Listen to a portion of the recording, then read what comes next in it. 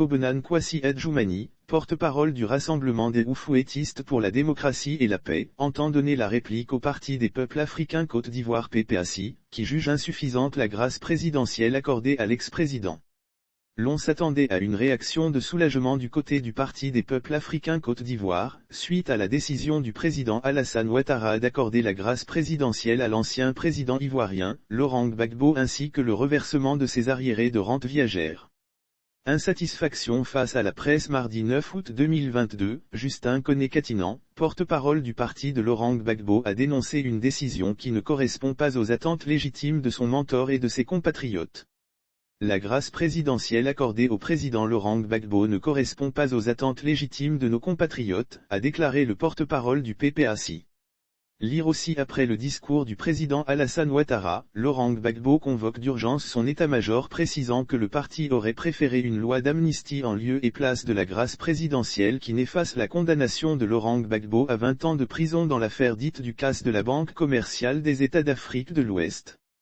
Cette loi d'amnistie, qui concerne également les prisonniers civils et militaires, de la crise post-électorale sanglante de 2010 à 2011, avait été préconisée par le dialogue politique. Il a rappelé que cette loi d'amnistie, qui concerne également les prisonniers civils et militaires, de la crise post-électorale sanglante de 2010 à 2011, avait été préconisée par le dialogue politique entrepris par le gouvernement ivoirien en vue de la réconciliation nationale.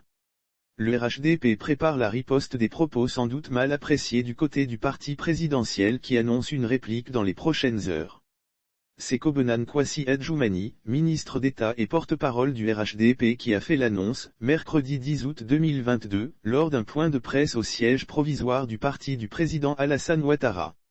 À ce point de presse, faut-il le souligner, le RHDP a plutôt salué les efforts du chef de l'État qui s'inscrivent résolument sur la voie de la décrispation du climat socio-politique.